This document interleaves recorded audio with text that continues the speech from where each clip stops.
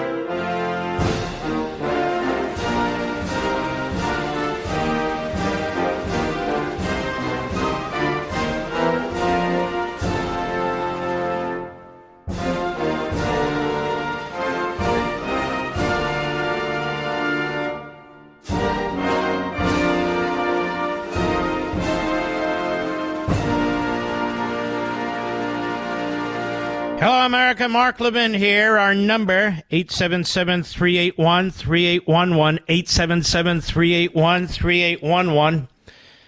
Unfortunately, a man who is little known to you, but is a powerful chairman of the House Foreign Affairs Committee, is being played for a fool. And he's a Republican. I'm going to read this article to you. And this is all over the media now. I'm going to read this to you. Headline: Egypt warned Israel 3 days before Hamas massacre, U.S. Congressman says. What? U.S. House Foreign Affairs Committee Chair Michael McCaul, a Republican, told reporters on Wednesday that Egypt had warned Israel 3 days before Hamas's assault on southern Israel that, quote, an event like this could happen, unquote, according to U.S. media. There seems to have been a failure of intelligence, he said. We're not quite sure how we missed it. We're not quite sure how Israel missed it. After a classified briefing. Classified briefing by whom? Well, obviously, U.S. intelligence. We know that Egypt had warned the Israelis 3 days prior that an event like this could happen. We know this event was planned perhaps as long as a year ago, added the House Foreign Affairs Committee chairman. McCall's statements come after a series of reports that Egyptian intelligence officials had sent warnings to Israel ahead of Hamas's assault over the weekend. On Monday, the AP reported that an Egyptian intelligence official had said that Egypt had warned Israel repeatedly about, quote, something big, unquote, but that this warning was downplayed as Israeli officials were focusing on the West Bank. So Egyptian intelligence says it was downplayed because they were focused on the West Bank? We have warned them. An explosion of the situation is coming in very soon, and it would be big, but they underestimated such warnings, said the Egyptian official to the AP. On Tuesday, Al Monitor reported as well that senior Egyptian officials had warned Israel of an impending attack from Gaza, but that these warnings were not specific and not brought to the prime minister's attention. Now, how would the Egyptians know that? But let's go on. On Wednesday, the Financial Times cited two unnamed officials as stating that Egyptian intelligence repeatedly warned Israel that the situation in the Gaza Strip could explode. The officials added that there was no hard intelligence about a specific attack, and this was only a general warning. Now, why would Egyptian intelligence be leaking this all over America's media and worldwide media?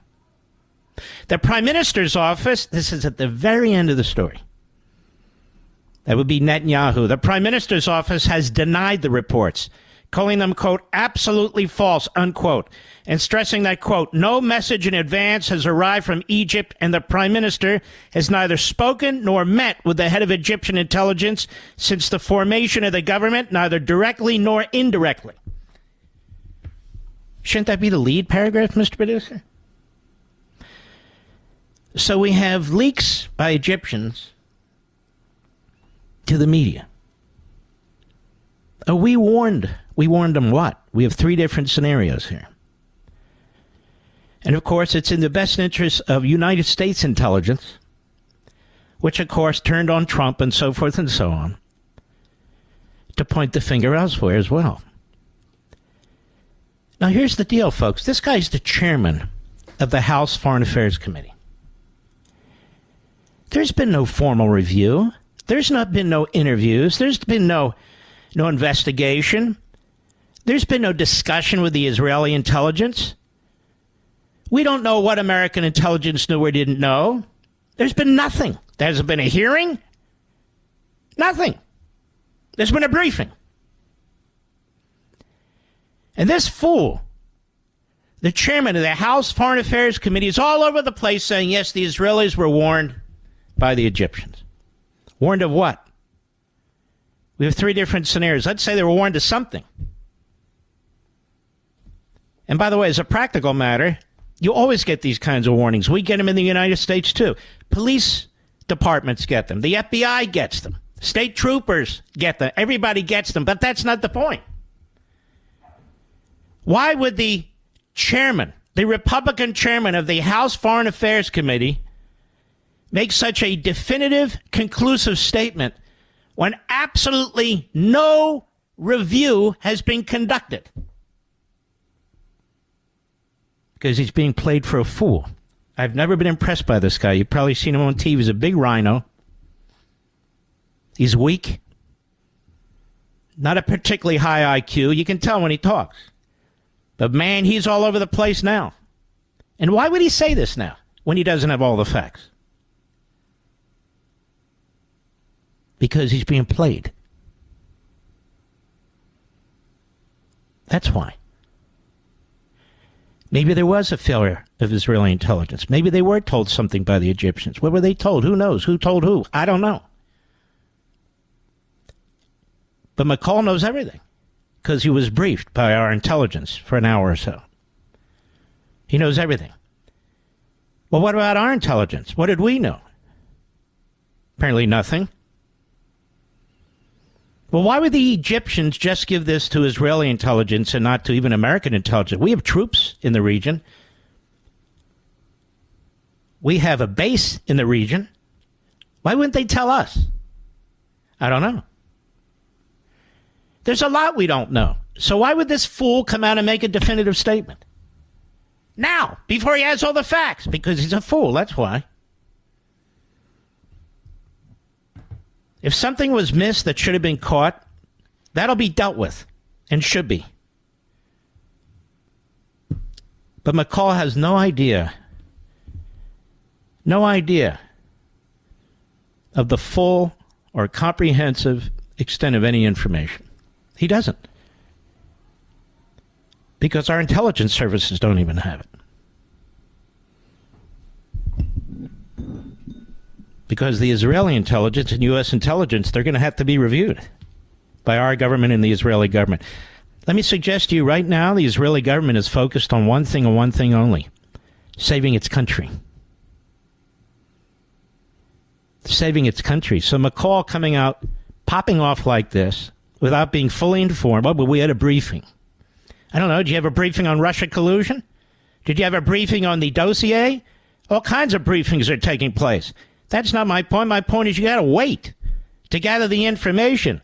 And when you're the chairman of a powerful committee and you do something like this, you undermine our country and you undermine their country because you don't really know squat. That's why there are reviews after the fact. Military operations, intelligence operations. How did we miss this? How did we miss that? You don't just pop off because the Egyptians are putting out all this information, and he had a briefing from U.S. intelligence, and, we saw this text and we saw that. You don't know a damn thing. You certainly don't know all of it, and you should know better than to gather all the information before you pop off. This is a dumb man. This is a rhino. He's absolutely in the wrong position as chairman of the House Foreign Affairs Committee. Absolutely in the wrong position. Then I watched an interview, I think it was with Cavuto, of Mark Warner. He's the chairman of the Senate Intelligence Committee. And at no time, in fact, let me change that. He defended the $6 billion going to the Iranians.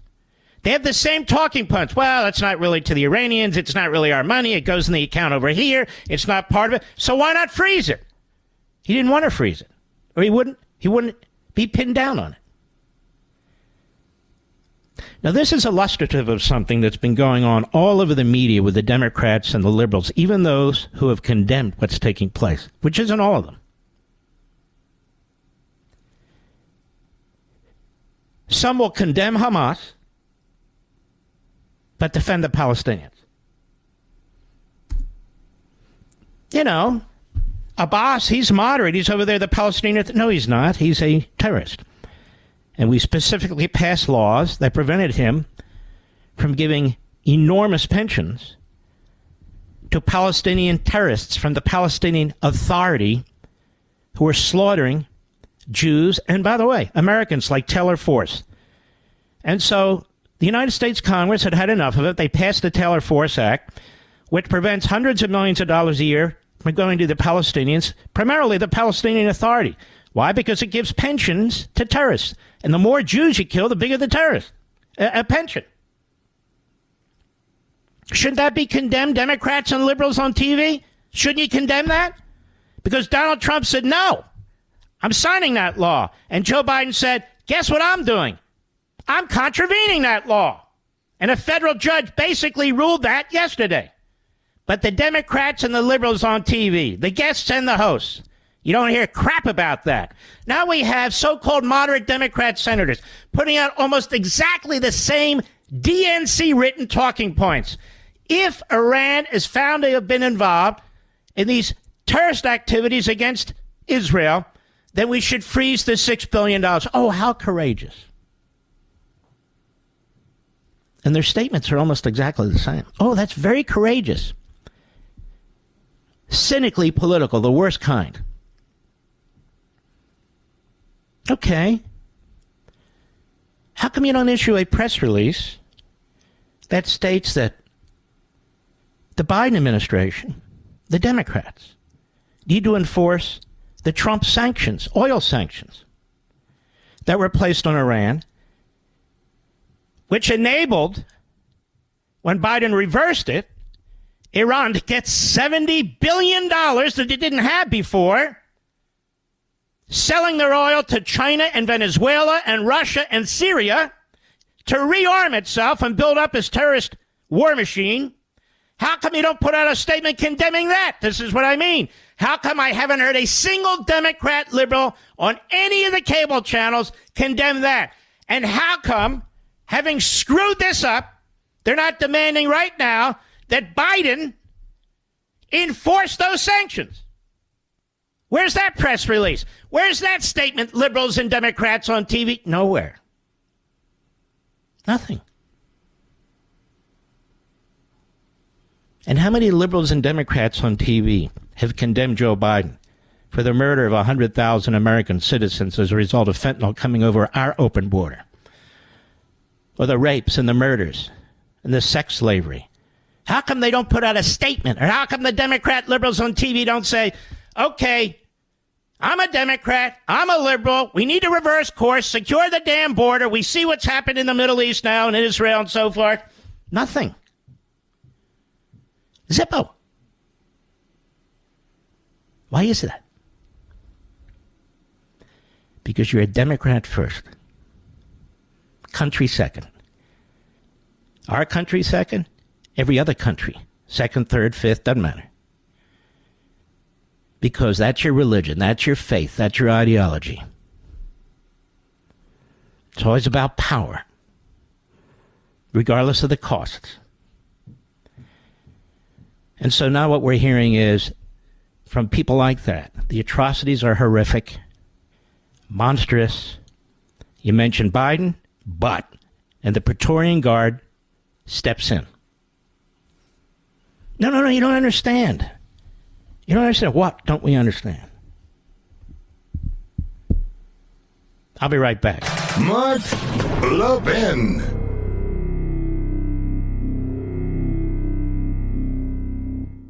Have you been waiting to buy gold as an investment? Lots of commercials out there, but who can you really trust? I didn't want to make a bad investment, but didn't want to miss the boat either. Sound familiar? Fortunately, I've got great news. If you have an IRA or 401k and want to buy physical gold to diversify your investment, eliminate fear and uncertainty from the process, get the new Gold IRA Company Integrity Checklist. It helps you evaluate and choose the best gold IRA company. To get your free IRA Company Integrity Checklist today, text Levin to 68592. That's Levin to 68592. Now, I trust Augusta Precious Metals and invested myself. Use this checklist to choose the best gold IRA company for yourself and see if you agree. To get your free Gold IRA Company Integrity Checklist today, text Levin to 68592. Again, text Levin to 68592. Text date and message rates may apply. Performance varies. Consult your financial professionals before making investment decisions and get risk disclosures at AugustaPreciousMetals.com. I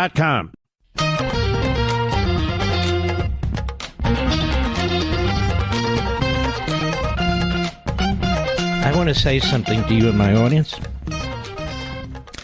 and I may say it on the weekend on Fox as well. The vast majority of you in my radio audience are not Jewish. You're Americans, you're patriots. Some of you are Jewish, some of you are Christian, some of you are Muslim, some of you are nothing. I want to thank all of you. As an American Jew, we are a tiny percentage of the population in the United States. We're even a smaller percentage when you consider the world population. I and my parents, my grandparents before them, my family, are so thoroughly grateful to be in this country, where we have a constitution, where we have a Bill of Rights, where we have the ability to speak like no other place on the face of the earth. I am grateful for this country. My family has fought for this country. My family loves this country. We are blessed to be here, all of us.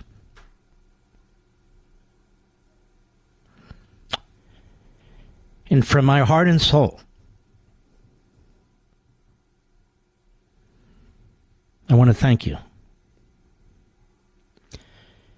You could turn the other way.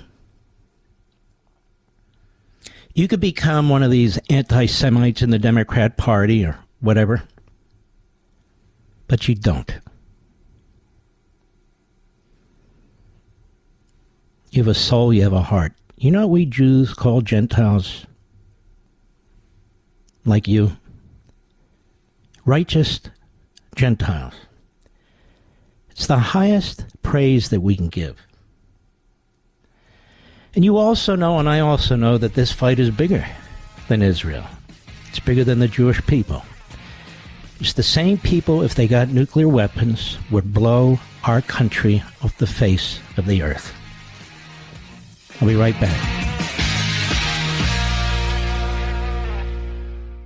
Have you been waiting to buy gold as an investment? Lots of commercials out there, but who can you really trust? I didn't want to make a bad investment, but didn't want to miss the boat either. Sound familiar? Fortunately, I've got great news. If you have an IRA or 401k and want to buy physical gold to diversify your investment, eliminate fear and uncertainty from the process, get the new Gold IRA Company Integrity Checklist. It helps you evaluate and choose the best gold IRA company. To get your free IRA Company Integrity Checklist today, text Levin to 68592. That's Levin to 68592. Now, I trust Augusta Precious Metals and invested myself. Use this checklist to choose the best gold IRA company for yourself and see if you agree. To get your free Gold IRA Company Integrity Checklist today, text Levin to 68592. Again, text Levin to 68592. Text date and message rates may apply. Performance varies. Consult your financial professionals before making investment decisions and get risk disclosures at AugustaPreciousMetals.com. Mark Levin, the thunder on the right.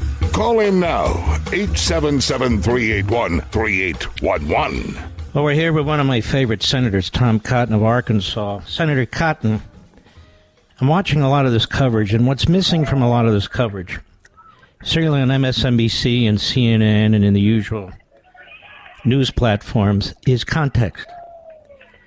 Everybody's praising Joe Biden for his speeches, but they don't go back and look at his actions, or should I say inactions. Are you concerned that policies in the United States, which basically reversed all the policies of the Trump administration, help rearm the enemy, help rearm the terrorists, and that we act like none of this actually occurred?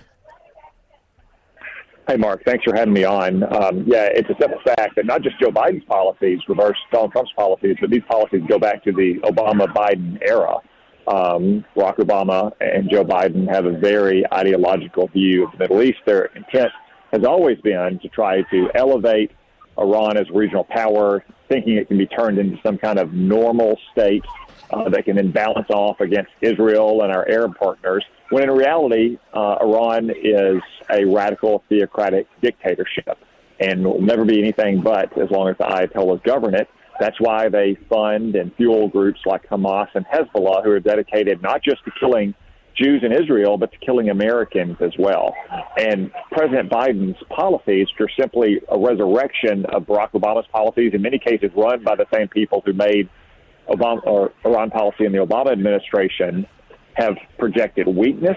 They have empowered Iran, and therefore they've empowered Iran's proxies like Hamas.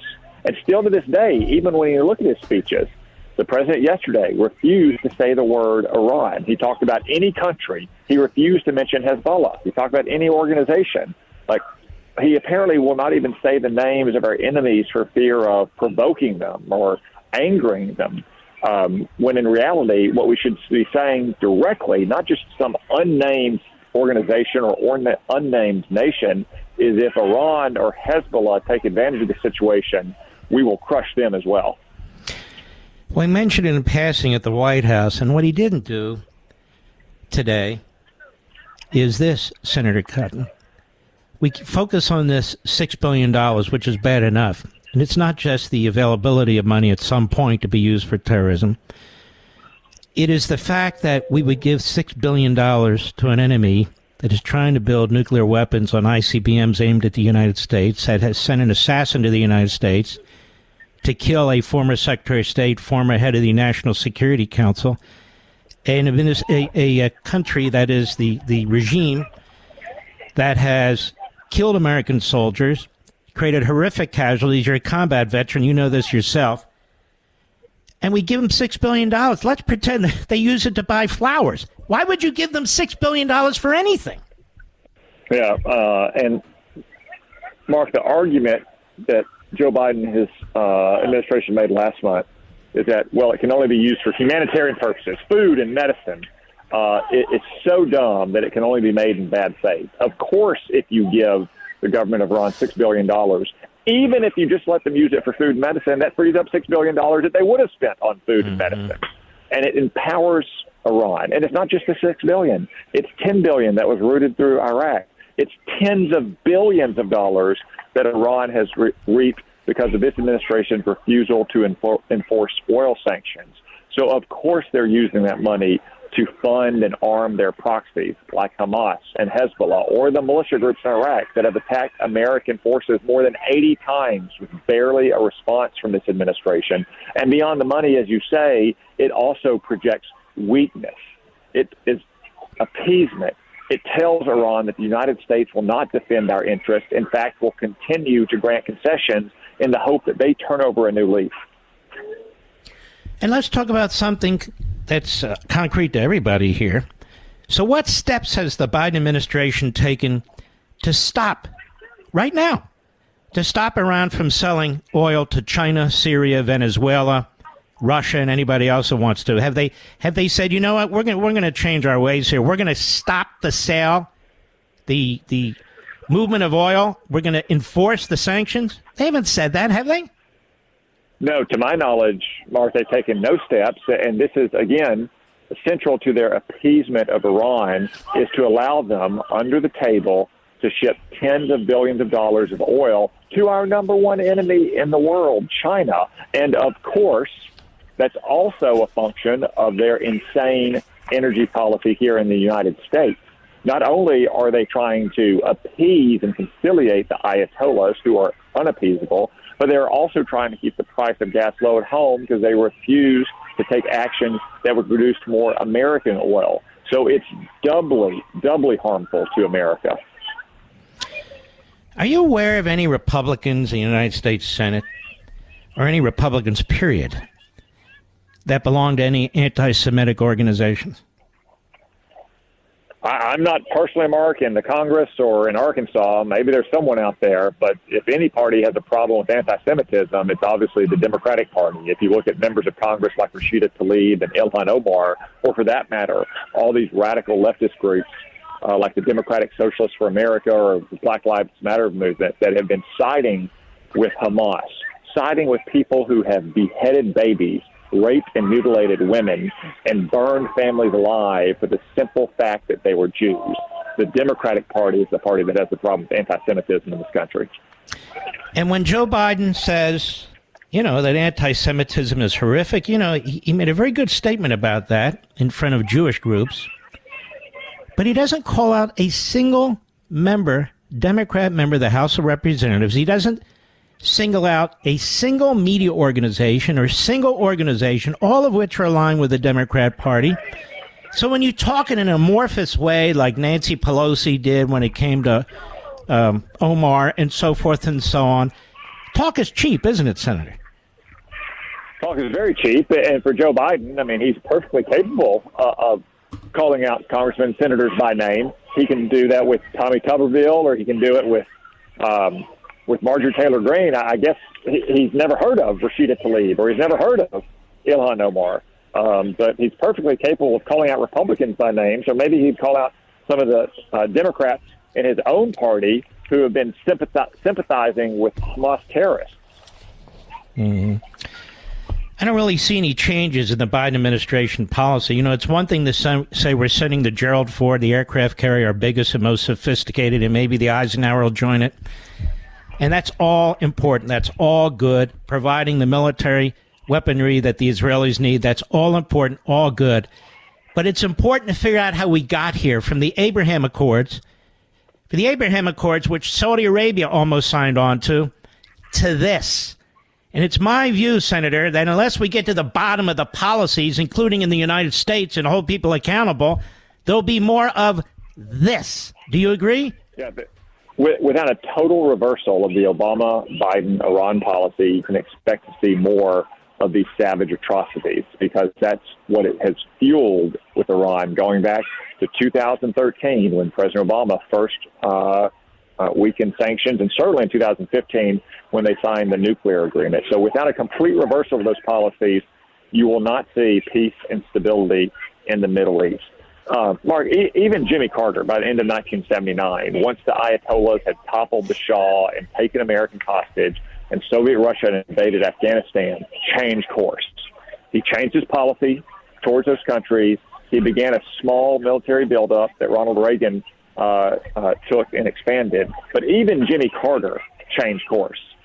That's exactly what Joe Biden needs to do, yet I see no indications that he will. He hasn't done a damn thing to reverse a single one of his policies that's funding this regime, that's funding the Palestinian terrorists who had been defunded. You want to defund by Donald Trump in the past. And Donald Trump took out Soleimani. Donald Trump took out Baghdadi. For all the talk about Donald Trump was not an isolationist. He did believe in peace through strength. I told him that to his face. You're more Reagan than you think. With this peace through strength step, he put his foot down. I don't see Biden says, don't do what? Well, first off, there's no question about that. Donald Trump was willing to enforce Barack Obama's own red lines when he bombed Bashar al-Assad's forces for gassing his own people. That's not a red line Donald Trump wanted to draw, but he knew, like Ronald Reagan knew, that when the President of the United States and when America makes a commitment, if that commitment is not followed through upon, it projects weakness. Killing Qasem Soleimani is exactly what Ronald Reagan would have done. But no, there's no turn from Joe Biden. Look, they spent the weekend insisting that Well, the $6 billion hasn't been released yet. Not a penny of it has been spent.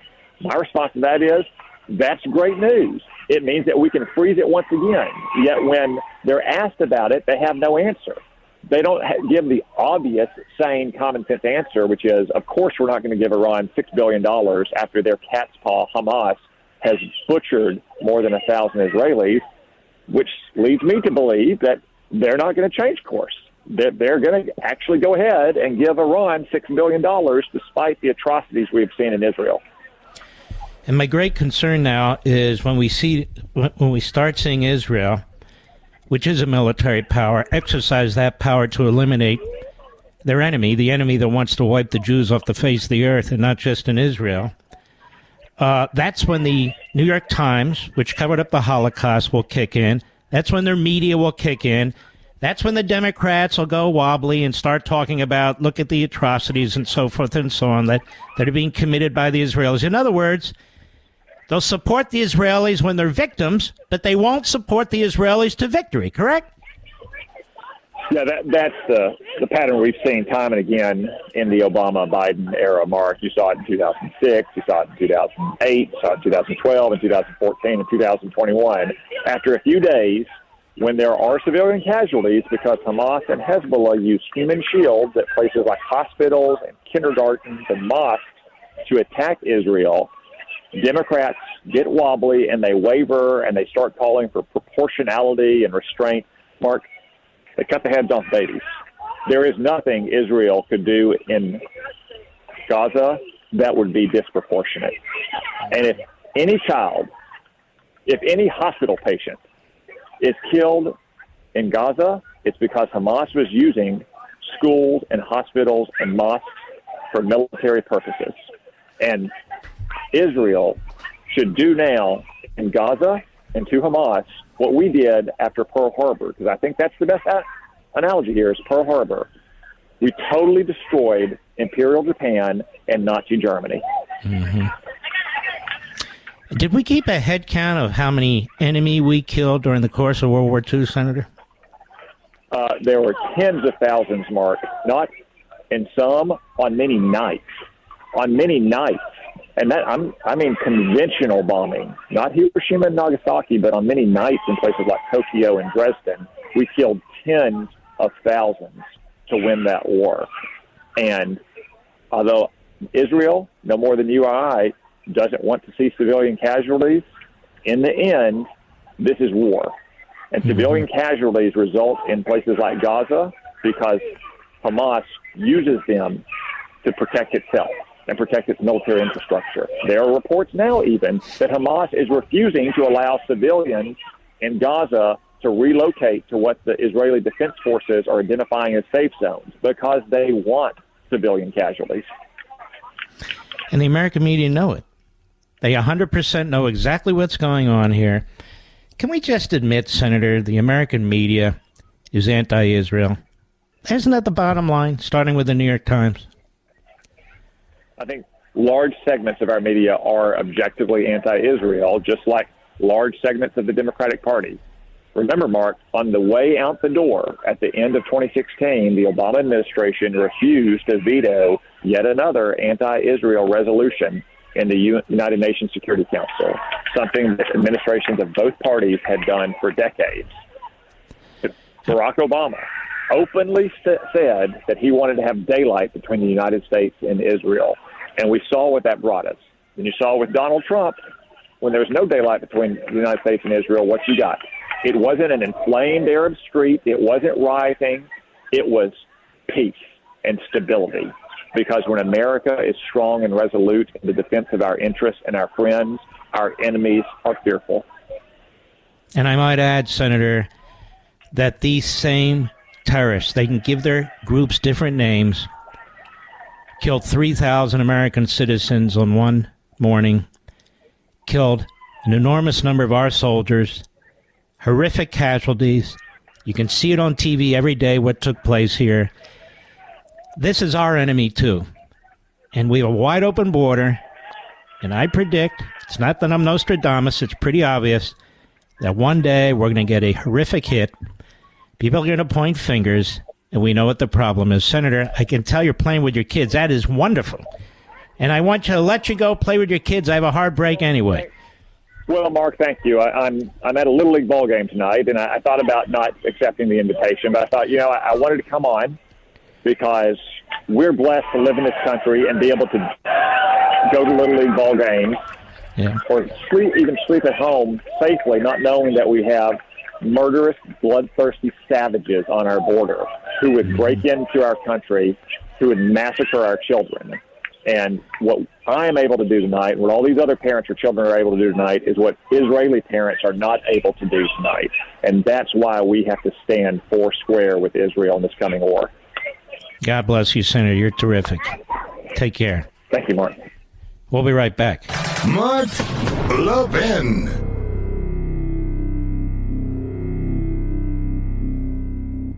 Have you been waiting to buy gold as an investment? Lots of commercials out there, but who can you really trust? I didn't want to make a bad investment, but didn't want to miss the boat either. Sound familiar? Fortunately, I've got great news. If you have an IRA or 401k and want to buy physical gold to diversify your investment, eliminate fear and uncertainty from the process, get the new Gold IRA Company Integrity Checklist. It helps you evaluate and choose the best gold IRA company. To get your free IRA Company Integrity Checklist today, text Levin to 68592. That's Levin to 68592. Now, I trust Augusta Precious Metals and invested myself. Use this checklist to choose the best gold IRA company for yourself and see if you agree. To get your free Gold IRA Company Integrity Checklist today, text Levin to 68592. Again, text Levin to 68592. Text data and message rates may apply. Performance varies. Consult your financial professionals before making investment decisions and get risk disclosures at AugustaPreciousMetals.com. I've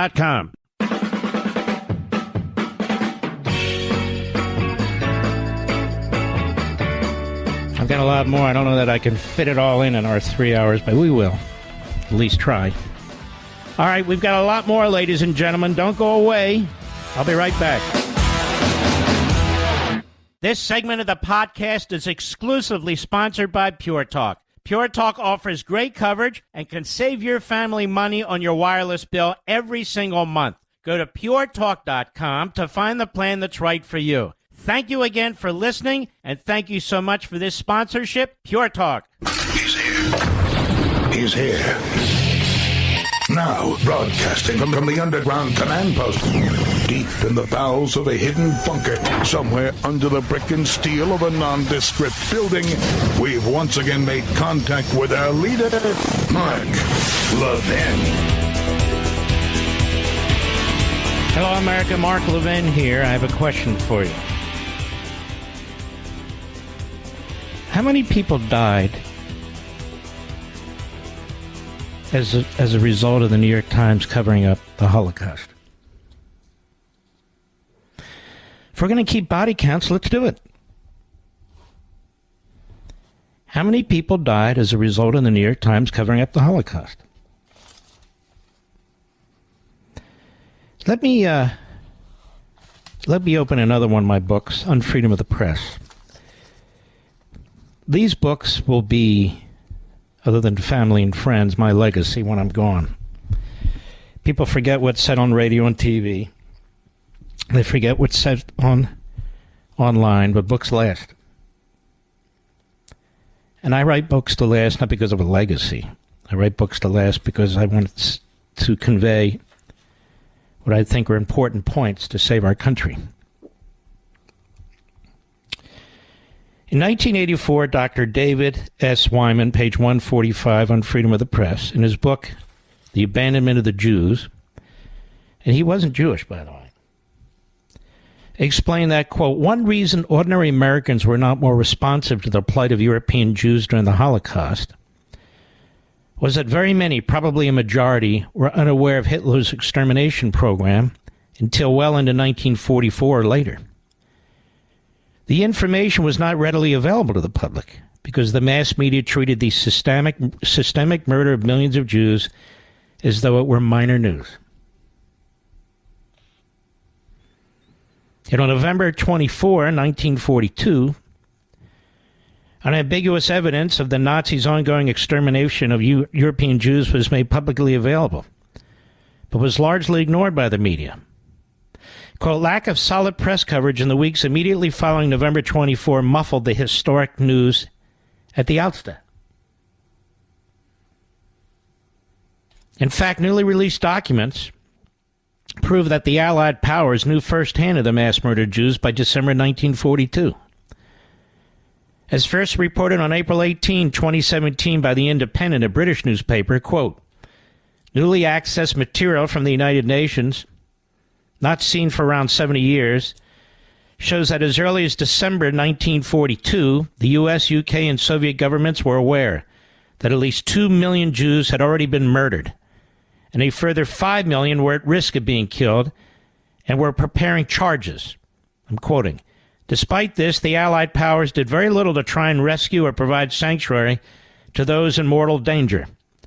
In late December 1942, UK Foreign Secretary Anthony Eden told the British Parliament the German authorities, not content with denying to persons of Jewish race in all their territories over which their barbarous rule extends, the most elementary human rights, are now carrying into effect Hitler's oft-repeated intention to exterminate the Jewish people. Unquote. In the United States, Wyman asserted 2 or 3 clear statements from Franklin Roosevelt would have moved this news into public view and kept it for some time in the public view, but the president was not so inclined, nor did Washington reporters press him. In retrospect, it seems almost unbelievable that in Roosevelt's press conferences, normally held twice a week, not one word was spoken about the mass killing of European Jews until almost a year later, because they colluded. They didn't want to talk about it. That's me saying that. The president had nothing to say to reporters on the matter, and no correspondent asked him a single question. Roosevelt and his State Department, which was populated with several individuals who were, at a minimum, indifferent to the fate of the European Jews, and others who were flat-out anti-Semites, and you'll read that in The Democrat Party Hates America, did not want to draw attention to the Holocaust. Roosevelt was assisted in this policy by the American press, writes Wyman. For most of the war, news outlets and journalists censored information about the ongoing extermination of Jews or hid the information in frequent and sporadic reports among voluminous other stories. Most newspapers printed very little about the Holocaust, wrote Wyman, even though extensive information on it eventually reached their desks from news services such as AP, UP, and others, and from their own correspondents. Now, surely the New York Times, with its wide reach, resources, access to foreign sources of information, reputation as the foremost newspaper in the country, large Jewish readership, and its Jewish ownership, would do everything possible, I write, to investigate and disclose the horrors of Jewish genocide. But the opposite was true. Wyman explained that the Times, Jewish-owned but anxious not to be seen as Jewish-oriented, was the premier American newspaper of the era, printed a substantial amount of information on Holocaust-related events, but almost always buried it on the inner pages. And the Washington Post, the Jewish-owned Washington Post, printed a few editorials advocating rescue, but only infrequently carried news reports on the European Jewish situation. The other Washington newspapers provided similarly limited information on the mass murder of European Jewry. Most of the other press, outside New York and Washington, press coverage was even thinner. All major newspapers carried some Holocaust-related news, but it appeared infrequently, and almost always in small items located in the inside pages. American mass circulation magazines all but ignored the Holocaust. Radio coverage of the Holocaust news was extremely sparse. The evidence of the New York Times cover-up is unequivocal. Taking direct aim, now I'm on page 150 for those following on freedom of the press, taking direct aim at the New York Times, Professor Laurel Leff of Northwestern University, formerly a journalist, meticulously scrutinized not only the role of the media generally during the Holocaust, but the New York Times in particular. And she's written extensively about, quote, how the New York Times failed in its coverage of the fate of European Jews from 1939 to 1945. In her book, Buried by the Times, she asks, What was it about prevailing press standards and the policies and personalities of the New York Times that led the nation's most important newspaper to discount one of the century's most important news stories? The Times was unique, she wrote, in the comprehensiveness of its coverage and the extent of its influence among American opinion makers. Because of its long-time commitment to international affairs and its willingness to sacrifice advertising rather than articles in the face of newsprint crunch, and its substantial Jewish readership, the Times was able to obtain and publish more news than any other mainstream newspapers. The way the Times published that news also had a disproportionate impact on both policymakers and fellow journalists who considered it the newspaper of record. That the Times was owned by Jews of German ancestry, who would seemingly be more sensitive to the plight of their European brethren, further magnifying the Times' critical role in shaping contemporaneous coverage of the Holocaust. Professor Leff then makes this damning disclosure, quote, "The New York Times' judgment that the murder of millions of Jews was a relatively unimportant story reverberated among other journalists trying to assess the news, among Jewish groups trying to arouse public opinion, and among government leaders trying to decide on an American response."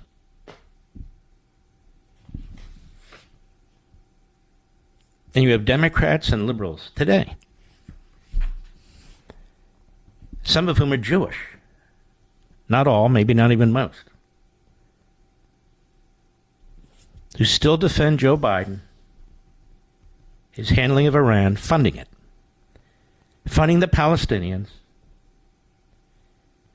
selling out the United States to Iran over nuclear weapons, continuing his policies, hasn't made a 1-degree turn, let alone a U-turn. And they still defend him, just as they defended and adored Franklin Roosevelt. What happened here? Leff writes, Professor Leff, the Times publisher Arthur Hayes Sulzberger intentionally and repeatedly buried news about the Holocaust deep within its paper or ignored it altogether. She writes, although the war was the dominant news, it need not have been and was not the only front-page news.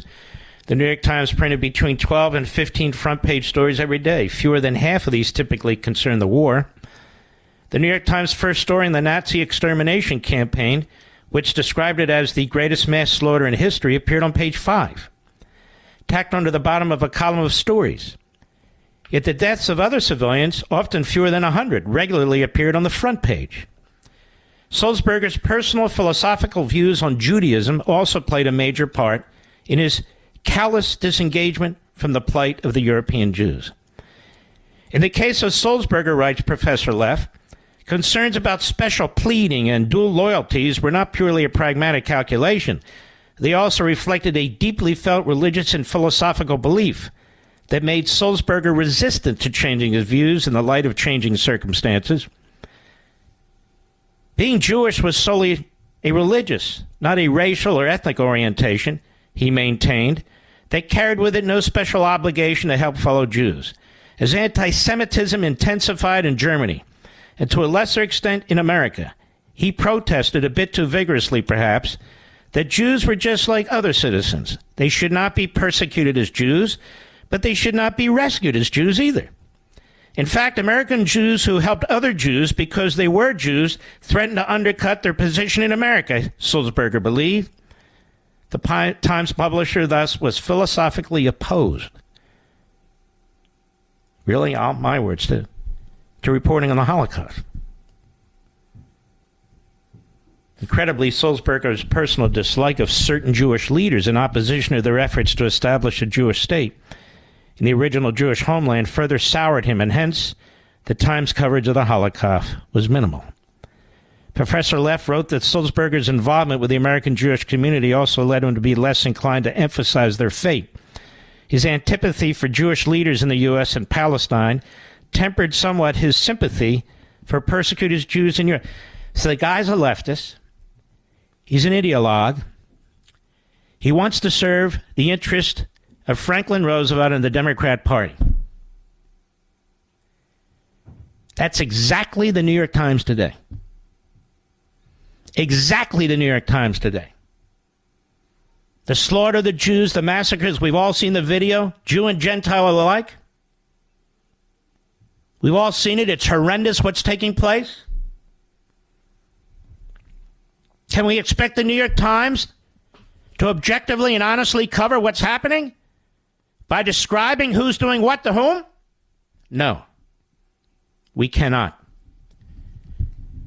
And as the Israelis demonstrate that they will not play the role of victim, that they will not let their babies and their children and their mothers and their fathers and their grandparents and their Holocaust survivors be pushed into what is the equivalent of gas chambers, of ovens, of mass graves, the New York Times will turn on the Israelis. It has always turned on the Israelis. Whenever Hamas or another terrorist group has attacked innocent civilians and started slaughtering them. And as soon as Israel fights back, up goes the numbers game. Up goes the Hamas propaganda handed out, particularly to the New York Times, and you'll see it on CNN and MSNBC, which already is the home to fifth columnists who hate America and are more than happy to carry the water for the enemy, and already are.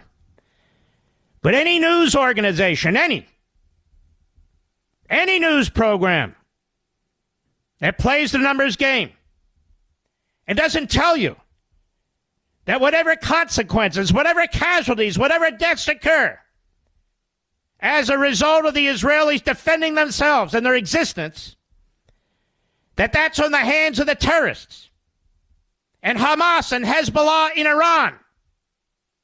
That's on their head. Then you know that those so-called news organizations are no different than the New York Times was during the Holocaust. I'll be right back. Mark Levin.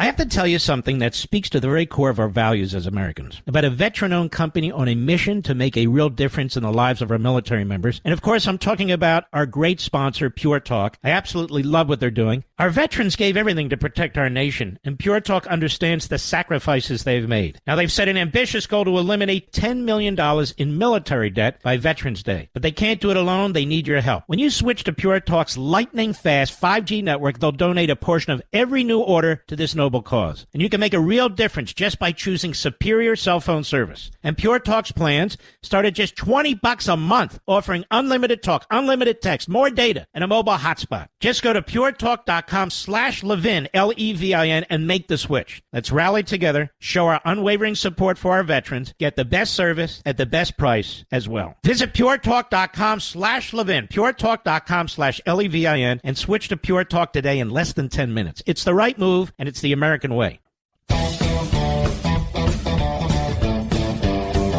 Our friends at Newsbusters remind us that for years, phony journalists, Democrat Party journalists excused and promoted Hamas.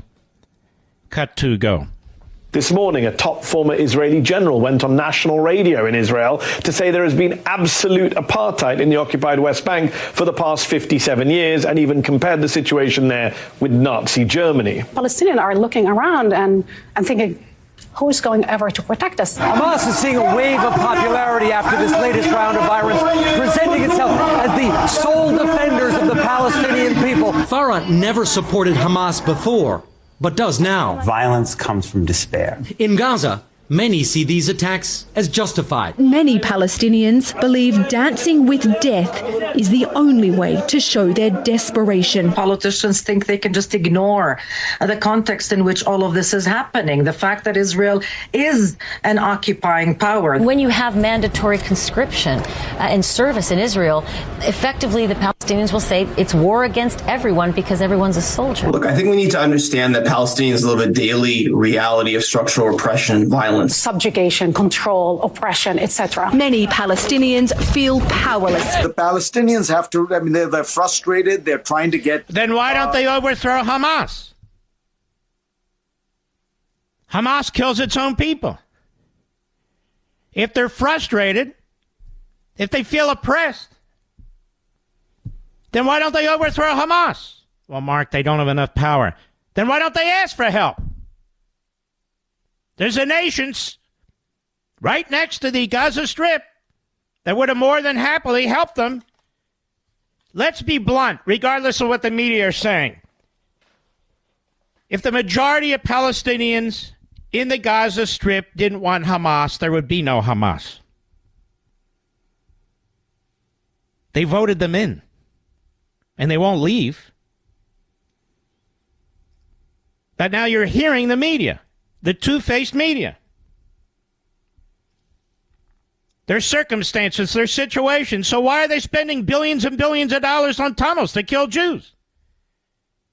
Why are they spending their money on missiles, 5,500 missiles and missile launchers to kill Jews?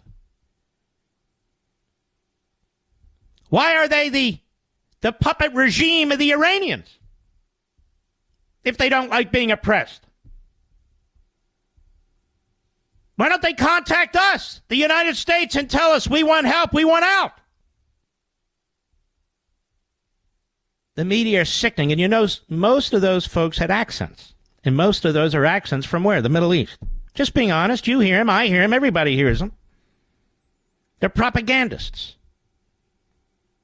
And many of them are Israel and Jew haters, dressed up as journalists. What about Hamas? Have you ever heard a full story or read a full story in the New York Times or any of these networks or these CNN and MSNBC talking to dissidents, even without their faces and anonymously, about what Hamas is doing to the Palestinians in the Gaza Strip? I even heard one reporter say, most of the Palestinians in Gaza are innocent. They don't want this. Then do something about it. Or Israel will. I'll be right back. I have to tell you something that speaks to the very core of our values as Americans. About a veteran-owned company on a mission to make a real difference in the lives of our military members. And of course, I'm talking about our great sponsor, Pure Talk. I absolutely love what they're doing. Our veterans gave everything to protect our nation, and Pure Talk understands the sacrifices they've made. Now, they've set an ambitious goal to eliminate $10 million in military debt by Veterans Day. But they can't do it alone. They need your help. When you switch to Pure Talk's lightning-fast 5G network, they'll donate a portion of every new order to this noble cause. And you can make a real difference just by choosing superior cell phone service. And Pure Talk's plans start at just $20 a month, offering unlimited talk, unlimited text, more data, and a mobile hotspot. Just go to puretalk.com/Levin, Levin, and make the switch. Let's rally together, show our unwavering support for our veterans, get the best service at the best price as well. Visit puretalk.com/Levin, puretalk.com/Levin, and switch to Pure Talk today in less than 10 minutes. It's the right move, and it's the American way. The only constitutional lawyer you can see today. For free. No appointment necessary. Just call him at 877-381-3811. Man, I love you in the audience. I'm so blessed to have you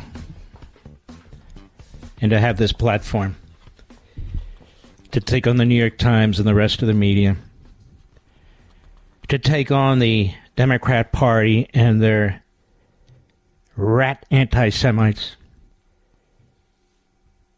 to take on the Palestinian terrorists and their front groups acting as student groups all along and all throughout our country in these college campuses. Just remember, the people trying to slaughter the Israelis are the people who tried to slaughter us, and they won't stop. They're not going to stop. Iran wants a nuke, and Biden's going to hand it to them. That'll change everything. I mean, look how intense we are now in this country. Do you realize the number of Americans killed by Hamas is increasing every day? as they count the bodies and try and figure out who's who? Do you realize the number of American hostages has increased significantly? How come we always have American hostages under Joe Biden, whether it's Afghanistan or here? In this situation, pays the Iranians $6 billion and also gives them back 5 terrorists. As I said on Hannity last night, how many mulligans does this guy get? And by the way, I enjoyed my 4.5 minutes on Hannity, Mr. Producer, where Robert Kennedy went on for like 8.5 minutes, like a homeless guy. And Lindsey Graham went on and on and on. And the other guy, and I was 4.5 minutes. I've told Sean, 4.5 minutes, I ain't doing it. Just not enough time to say what I needed to say. Although I felt like I said what I needed to say. You know, he's like a brother to me. It's a joke we have. Jake Tapper on CNN yesterday. It took all of this for him to figure out. For Jake to figure out that anti-Semitism comes from the left. Cut 4, go. There does seem to be, look, we've spent a lot of time during the Trump years looking at anti-Semitism on the right. These last few days have been a real eye-opening period for a lot of people, a lot of Democrats, a lot of progressives, in terms of anti-Semitism on the left. A lot of people who seem more shocked at dehumanizing language used by world leaders to describe Hamas than what Hamas actually perpetrated on Saturday. Yeah, that's right, Jake. You should be listening to this show. And I think you'd sober up, seriously. Trump was no anti-Semite. It's like people calling Zelensky a Nazi. Zelensky a Jew. He lost family members in the Holocaust. Trump an anti-Semite? The first president with Jewish members of a family? His son-in-law, his wife? Their children, that is his grandchildren? Why would an anti-Semite move the embassy of the United States from Tel Aviv to Jerusalem? Why would he announce that Jerusalem is the ancient and modern capital of the Jews? Why would he say that the United States under his administration recognizes the Golan Heights as Israeli territory?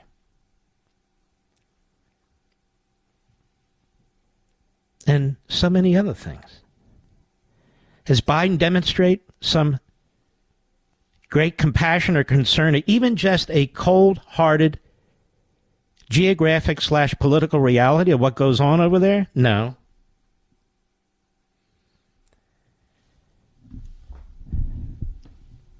People are persuaded. They go on TV by what Biden says. I look at what he does or doesn't do.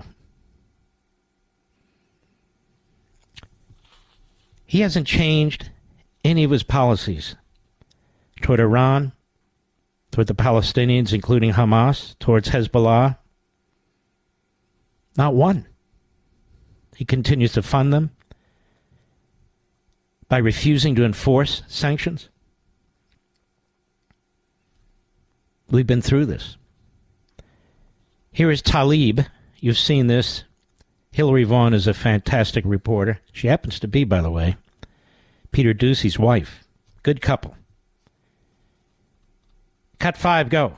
Terrorists have cut off babies' heads and burned children alive. Do you support Israel's rights to defend themselves against this brutality? We're just going to go through here. You can't comment about Hamas terrorists chopping off babies' heads?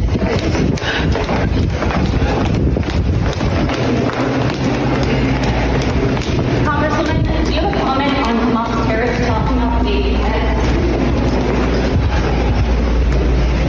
You have nothing to say about Hamas terrorists chopping off babies' heads? Do you condone what Hamas has done, chopping off babies' heads, burning children alive, raping women in the street?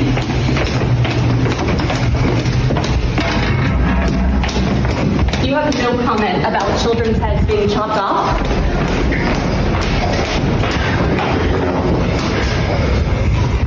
Then why do you have the Palestinian flag outside your office if you do not condone what Hamas terrorists have done to Israel? Do Israeli lives not matter to you?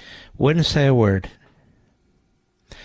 I hear people defending that she has a Palestinian flag hanging outside her office.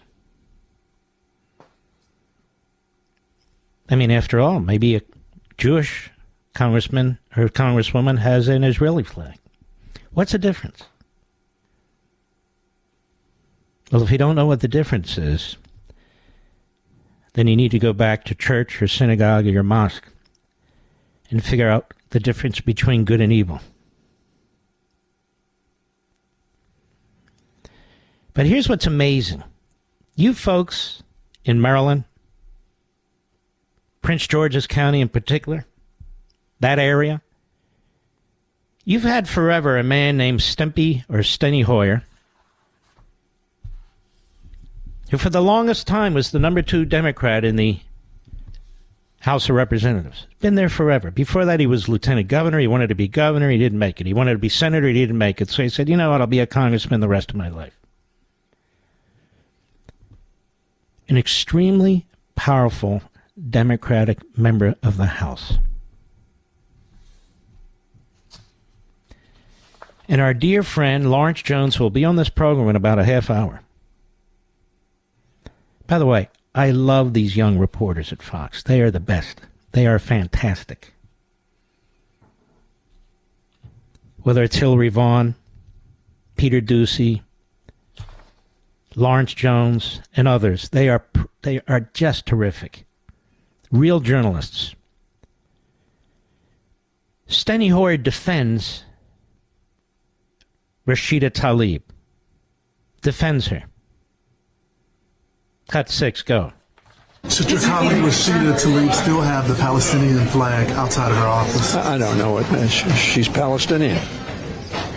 You know, that doesn't mean she's a terrorist. No, his point is, genius, that given what's being done to the Jews by Palestinians now, not all Palestinians, no. There's some great, peaceful leading Palestinians in the Middle East. Name one. Who are the peaceful Palestinian leaders in the Middle East? Who are they? There aren't any. Oh. That's why she should take the flag down, because of what's being done in the name of the Palestinians in the Middle East. You see, the media and the Democrats want to have it both ways, right? Now look here, Hamas and these terrorists, they're not the same as the Palestinians. Okay, got it. And then the media reports, what? Saw one report today, one of the major networks. There were Jews in favor of Israel, Jews protesting against Israel, really anti-Semitic in New York. And the news, I think it was NBC, said, the two sides face off, the Palestinians and the Jews. Oh, so they are just Palestinians who are supporting Hamas, who are talking about the obliteration of the Jews, who are talking about the Holocaust and have a swastika flag walking around. Well, who are they? Are they Palestinians or are they Hamas terrorists who are Palestinians? Well, the news didn't make the distinction when it was saying the two sides are facing off against each other. Which two sides?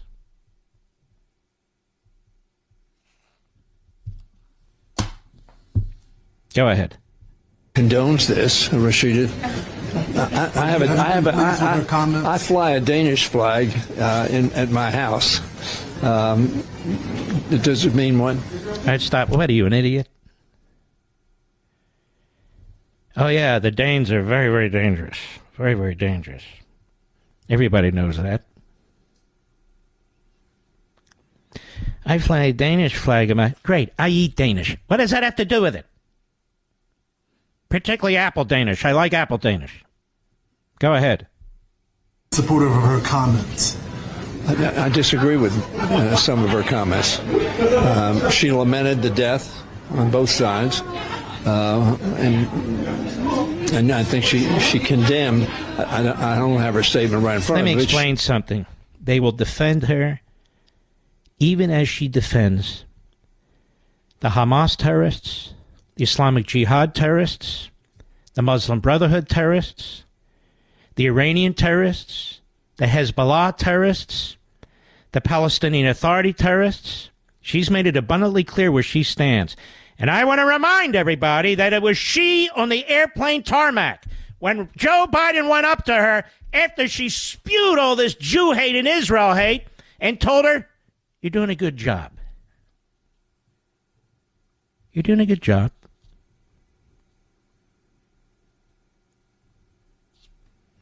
Do I owe you something, Mr. Producer? I'll be right back. Mark Levin.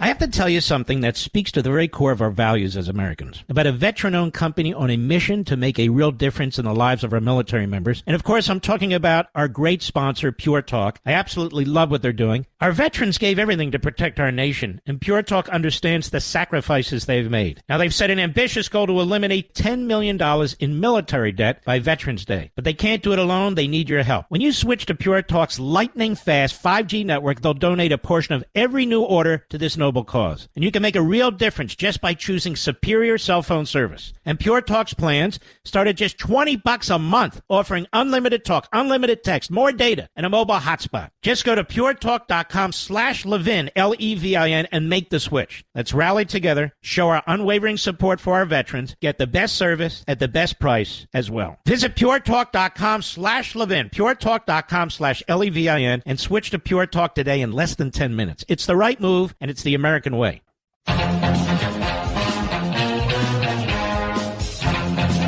The Democrat Party hates America. Let me read something to you that I wrote. Page 99 of the Democrat Party hates America. Although the Democrat Party has recalibrated its modern racist targets, like Democrats of old, it remains the party of anti-Semitism. In fact, as the Democrat Party's Marxist core continues to metastasize, so does its anti-Semitism. For example, the current leader of the House Democrats and Speaker-in-Waiting, Hakeem Jeffries, strongly defended his bigoted, anti-Semitic uncle, Leonard Jeffries, when Hakeem Jeffries was a leading activist in college. CNN reports Leonard Jeffries faced widespread backlash in the early 90s after comments he made about the involvement of rich Jews in the African slave trade and conspiracy planned and plotted and programmed out of Hollywood of Jewish executives who he said were responsible for denigrating black Americans in films. Gee, that sounds like Joseph Kennedy Sr. He said, Dr. Leonard Jeffries and Minister Louis Farrakhan have come under intense fire, wrote Hakeem Jeffries in 1992. Where do you think their interests lie? Dr. Jeffries has challenged the existing white supremacist educational system, he said, and long-standing distortion of history. His reward has been a media lynching, complete with character assassinations and inflammatory erroneous accusations. Tell me, Hakeem Jeffries, you put out a statement condemning the atrocities. You haven't put out a statement condemning those in your party who support the atrocities and those who've committed the atrocities. Why is that? Why is it that Joe Biden, who likes to name Republicans he hates, MAGA Republicans or Donald Trump, why is it that he doesn't call out by name the anti-Semites in his party and condemn them by name? I keep hearing, Kier, whatever the hell her name is, this press idiot for the idiot. Oh, she put out a strong statement taking these people to task. Did she name them by name? No.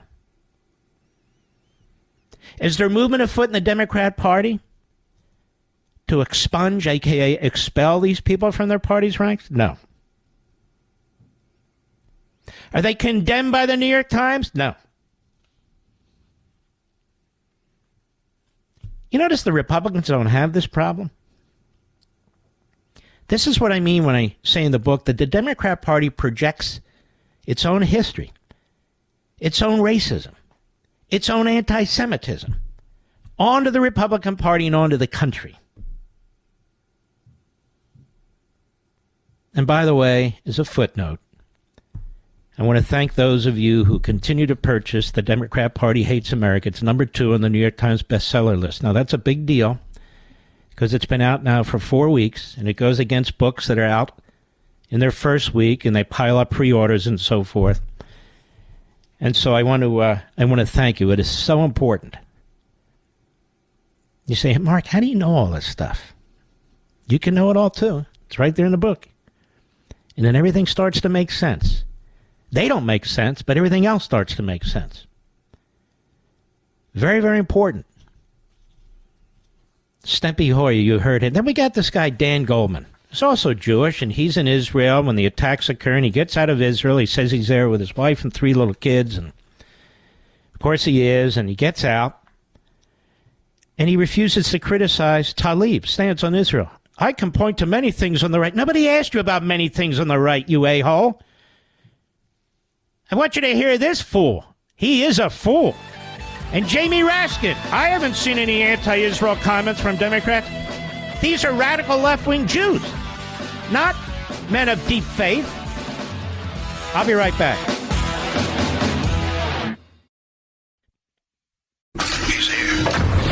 He's here.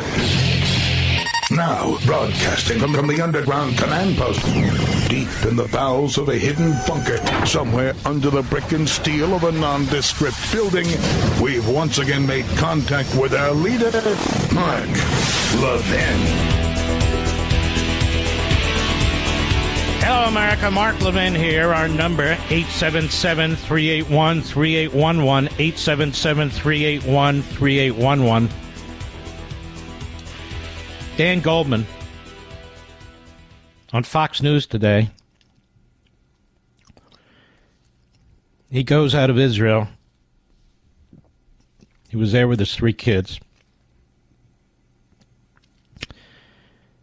And he talks about the horror. But he will not criticize his fellow Democrat, Tlaib. Listen to this. Our great friend Lawrence Jones, who, as you saw, asked Stempy Hoyer a simple question that he wouldn't answer, or maybe he did answer, and condemned himself. Cut 7, go. You have protests in New York City where they have swastikas. When you have, even your colleague, respectfully, Rashida Tlaib, has not been as forceful against what's happening. How do you go back to the Hill and try to get them to rally for the Israeli people?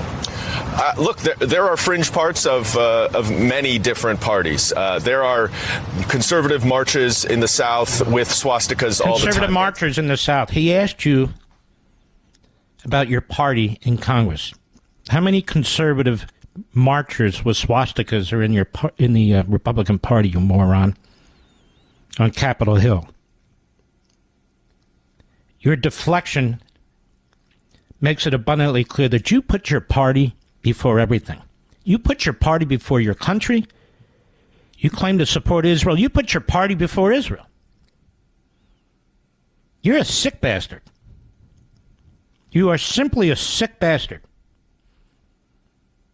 Go ahead. 100%. So what do you say to your party? What do you say to... I've had conversations with them, and Representative Ocasio-Cortez has condemned both that rally and the Hamas attacks. And what we're talking about here is terrorism. Yeah. And what we are emphasizing, and what President Biden said so forcefully yesterday... Right, that's enough. I don't need a propagandist. Jamie Raskin, who at any slight attacks Donald Trump, the Republicans, conservatives, as racists, as anti-Semites, as criminals and crooks, any little slight. But Raskin is a Marxist that comes from a long line of Marxists. And there's Hillary Vaughn. Oh, I love these reporters. Go ahead. A couple of your colleagues have called for a ceasefire, called for de-escalation, referred to Israel as an apartheid state. Do you think Democrats are unified in their support for Israel? Yeah, we're absolutely unified behind Israel's right to exist and Israel's right to defend itself, and we'll be standing strong with Israel. What do you make of the comments from your colleagues that sort of indicate otherwise? Well, I haven't seen any of those. And all that I've heard is a very powerful consensus that we need to stand by Israel as it defends itself. He's a liar. He's a fraud. He's a phony. There's another one. Another Marxist puts his party before his own country, before the lives of the Israelis. I'm calling it out, baby. No candy coating. This is who they are. Dearborn, Michigan, which, of course, is overwhelmingly now Arab. Speaker at a Palestinian rally in Dearborn. Now, let me ask you something. When you're done listening to this individual, tell me, does he make a distinction between the Hamas terrorists and the Palestinians? Does he? No, he doesn't. But reporters want to reassure you that there's a big distinction, you know. Really. But I'm not hearing that from the people at these rallies, that there's any distinction. Cut 9, go. We are not going to be intimidated by staying silent when they say Hamas is a terrorist organization. The fact it is not a terrorist organization. See, it's not a terrorist organization, Hamas. I guess it's a peace organization, right? Now, this is said to be a Palestinian rally in Dearborn, Michigan, but it's a Hamas rally. So what's the difference between the two? I'm not hearing this guy. In fact, if you really listen carefully at these protests, they are honoring Hamas and terrorism, and they make no distinction between the Palestinians and Hamas. Hamas are terrorists and they're Palestinians. They're all Palestinians. And that's what they want you to know. We're all Palestinians. We're all united. Whether it's over there or here in the United States. In Dearborn, Michigan. Now, are we going to believe what this guy says? I believe what he says in this respect. Are we going to ignore it and pretend it's otherwise because somebody at CNN or MSNBC or the New York Times or Mediaite and Media Matters, also Democrat strongholds that put party first? They want you to make a distinction, but the people at the rallies aren't making any distinction. Go ahead. And we have to say to them, the terrorist is Benjamin Netanyahu and his government. I want to thank the United States government for having such lenient immigration policies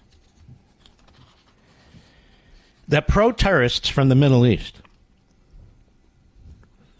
now have their own city, Dearborn, Michigan. That pro-terrorists from the Middle East have more say on our college campuses than anybody else. And that we even have some of their supporters, they pretend not to be supporters. Let's stop playing games. I don't need Jamie Raskin, who is a Marxist buffoon, and Dan Goldman, who is a party hack, to tell us what's going on. We see it. We're not stupid. More and more of the Hamas wing of the Democrat Party. It's getting bigger and bigger. The Democratic Socialists support it. But AOC said it's not, she doesn't support. Well, why didn't she resign from that group? Why doesn't Bernie Sanders resign from that group? How about Omar and Tlaib and Bowman and Presley and what the hell else is there? They're not going to resign from that group. Then we have David Finkel. Well, that doesn't sound Arab to me. It sounds Jewish. I've told you about this group before on this program. Jewish Voice for Peace. Regardless of your faith, you all have people in your faith who use your faith to advance a different agenda. They use their faith as camouflage for their hate. This exists in every faith, including mine. Jewish Voice for Peace, in my view, supports Hamas, supports these groups. It seems unimaginable. But I want you to listen to David Finkel, Jewish Voice for Peace member, at the same Palestinian Hamas rally in Dearborn, Michigan, yesterday. Cut 10, go. Jewish Voice for Peace, Detroit, stands with the Palestinian community in the struggle for justice.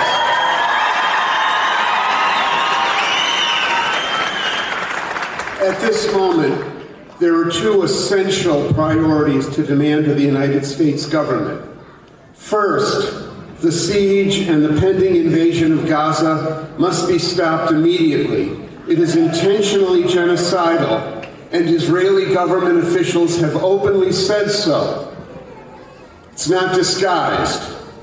Second, the United States must end its fatal delusion that so-called normalization between Israel, Saudi Arabia, UAE... All right, there you go. There you go. The enemy from within. I'll be right back. Mark Levin.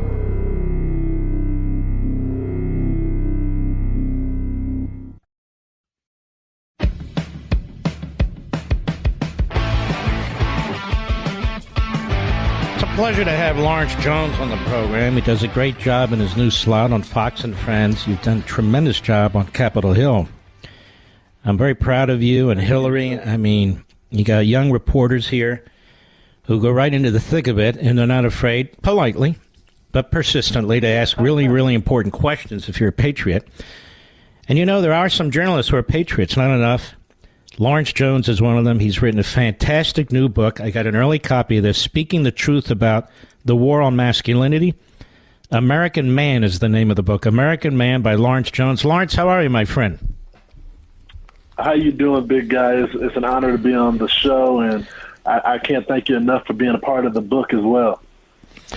Well, it's my great honor. You know, these days it's amazing. It takes some guts to write in defense of masculinity, doesn't it?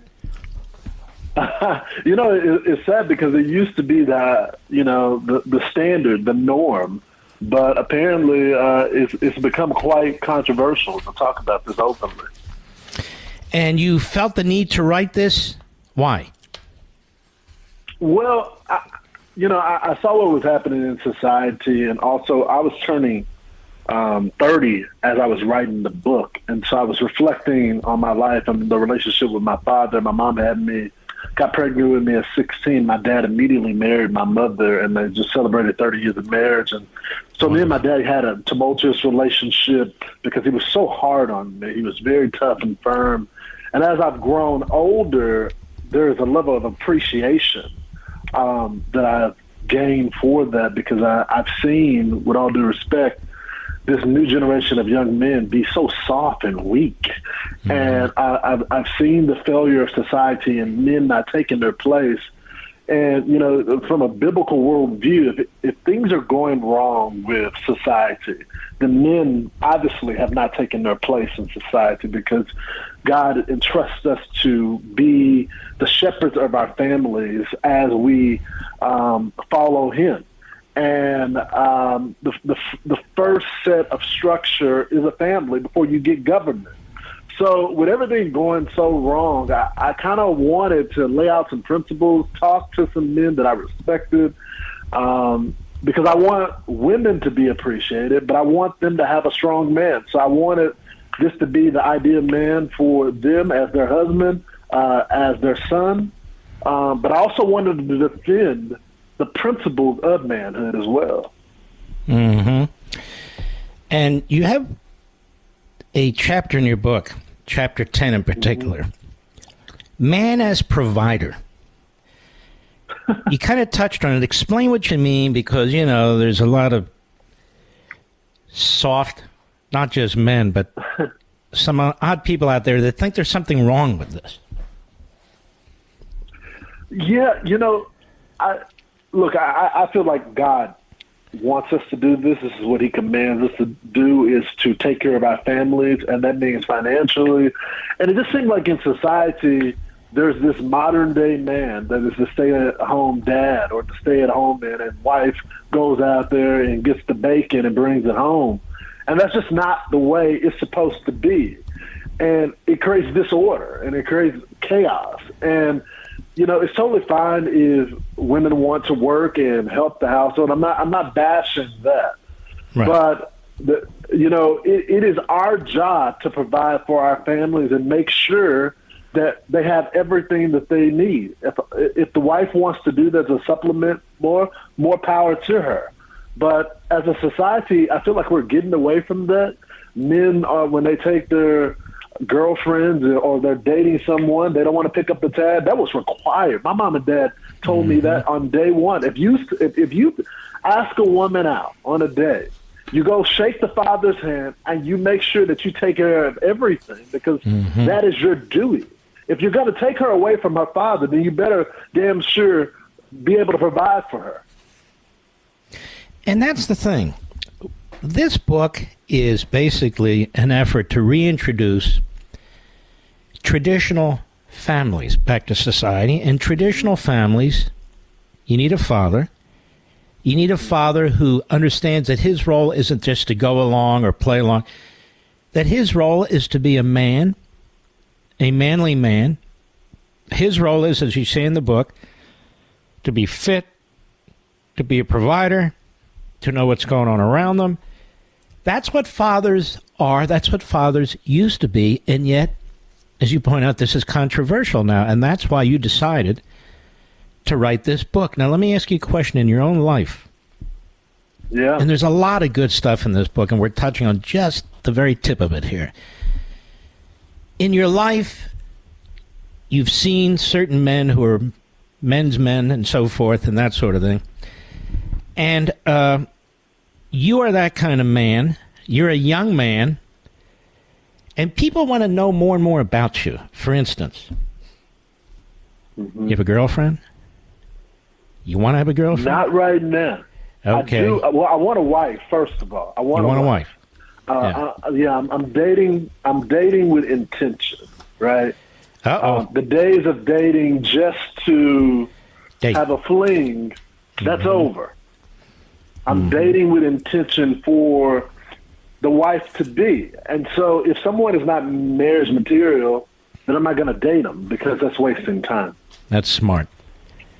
That's smart. The book is American Man. American Man. Every man ought to read this book. And by the way, others too, because it's not just, when he describes an American man, he's describing a family, really. But The American Man's Role by Lawrence Jones, it's really a great book. And it's endorsed by Hannity and me and Dana Perino and so many others.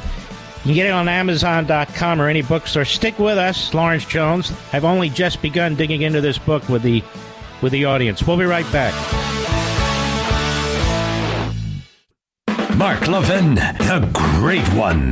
The great one, Mark Levin. Dial in now, 877-381-3811. Right back to your book, American Man, Lawrence Jones.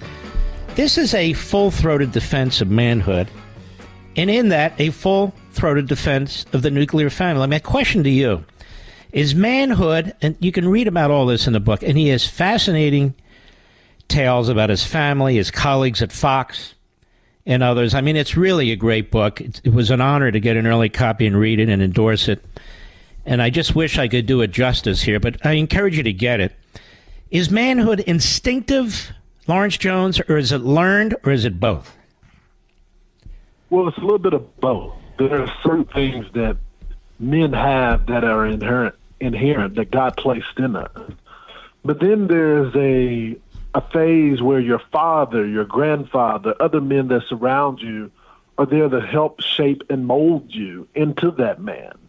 So there's a little bit of both. Like, for example, no one ever had to teach me to defend my mom and sister. We're losing you a little bit. If you're on the sub, just kind of turn a little bit. There you go. Some of the things are instinctual. No one ever had to teach me to defend my mom and sister, right? That was instinctual. It was placed in me. Just like the nurturing aspect of my mother and sister, God placed that in them. But as the other things in my life where to show me, just because of a lack of knowledge, how to carry myself, my father and mother taught me to do that type of stuff, what to do, how to open up a door. My mother was notorious for, we'll go to a restaurant or something, or just, go shopping or something, and she would just stand in front of the door. And she would just look like, are you going to get that? Because that was required in our household. I talk a lot about manhood, but I also talk about what Christ requires us to do for women. We love our wives like Christ loved the church, which is the most sacred type of love. So this is not a book that bashes women. This is appreciation of womanhood, but it also is a challenge for men to take their place in society. Mm-hmm. That's a very important point. You're not opposed to strong, independent women. No. What you're defending, again, is the distinction between men and women, parenthood, and a nuclear family. And what I really like about your book is that it is finally a pushback on what happened in the 60s and 70s with all these other radical left-wing movements that imposed sort of their own ideology, projected it onto men and onto women. And I think to some extent, Lawrence Jones, this has led to this imposed confusion about gender, about men and women's sports and so forth and so on. Is this what happens when we don't accept what God has given us? Well, Mark, there's some honesty in the book as well when it comes to me, because I'm much more of a libertarian. Mm-hmm. And I think when I was interviewing you and Pete Hegseth and Sean Hannity, there was this confession of, I have to be honest in the book as well, because I was learning so much as well. And I said, am I responsible for part of this? For saying, if they just want to do that, then so be it. As long as it doesn't hurt anyone. But the problem with the left, as always, if you give them an inch, they're going to take a mile. And, Mark, I don't think it's confusion at all. I think they know exactly what they're doing. Mm-hmm. The problem is they're so secular, they have no principles anymore. And with no principles, you get utter chaos, which is what we're seeing in our society. So it wasn't enough for us to say adults that are consenting adults can do whatever they want with their life and live the way they want. Now they have to escalate it and say the children. And if the parents want to intervene and say, no, I feed them, I put a roof over their head, then I'm going to guide them, I'm going to raise them, and when they get out of my house, they can do whatever they want with their life. And they say, no. There are children now, and we're going to do gender reassignment surgery and not even let the parents know. And if the parents do decide to get involved, then that's child abuse. We have lost ourselves. And I think some of us that have this libertarian approach ceded on some issues and said, let's give them some room. Well, you can never give them room.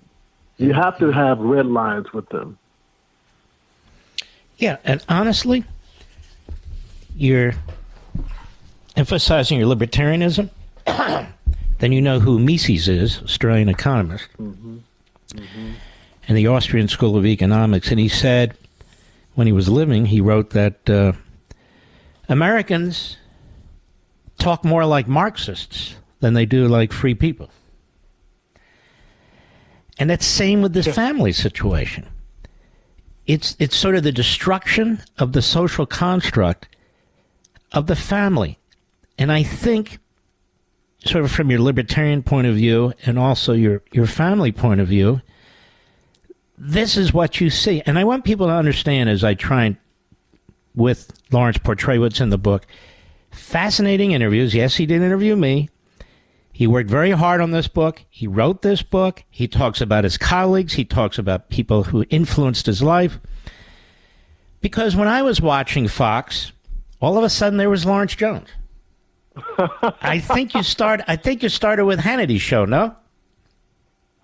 So this is a. I lost you. Turn again.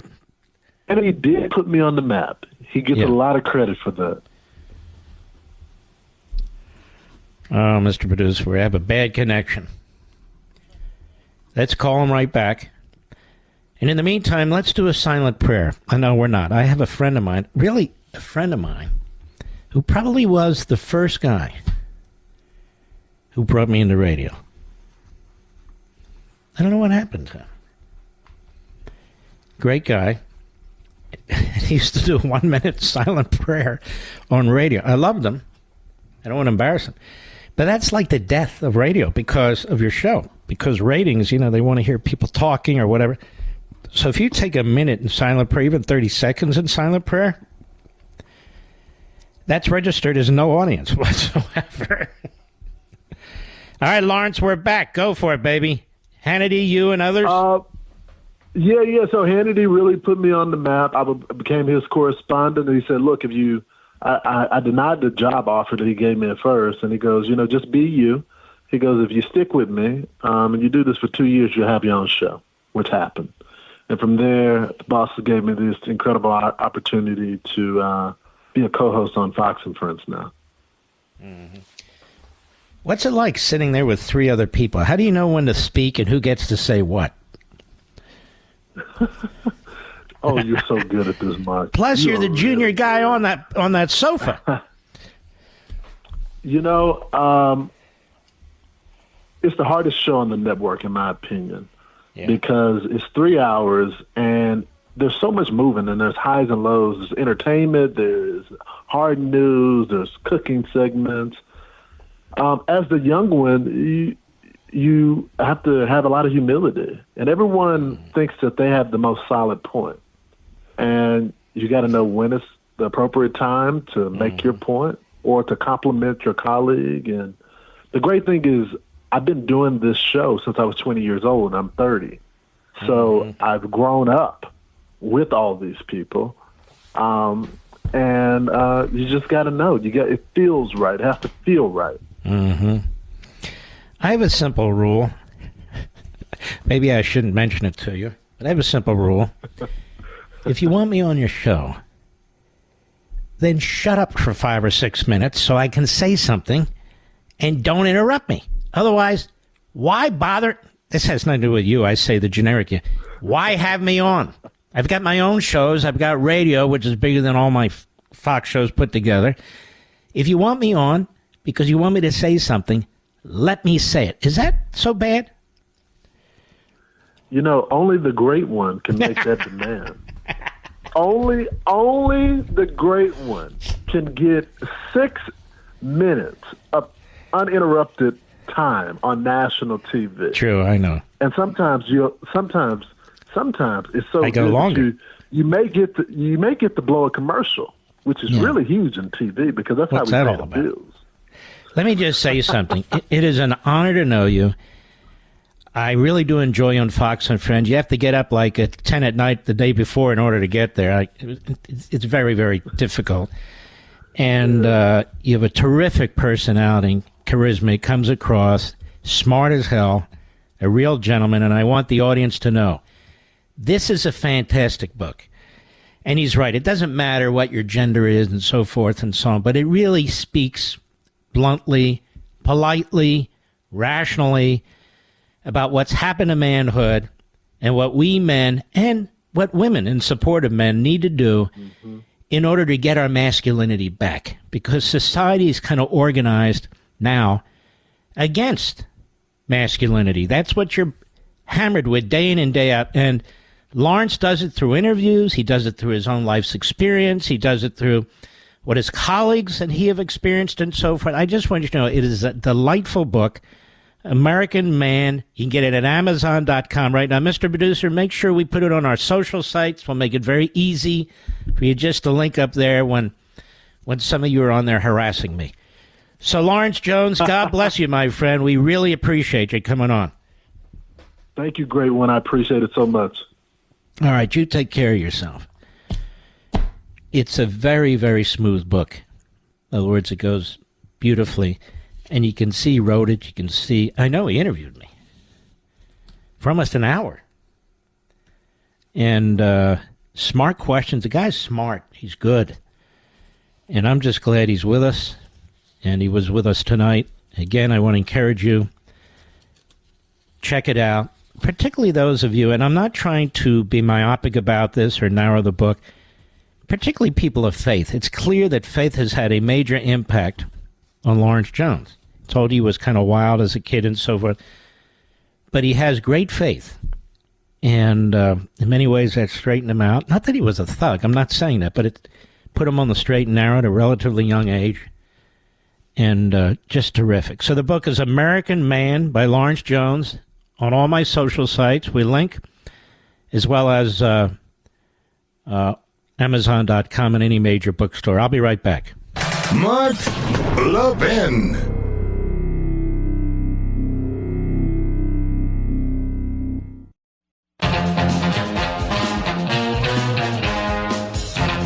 I'm deeply concerned now that the House Republicans, really a handful of them, are going to cause us to have a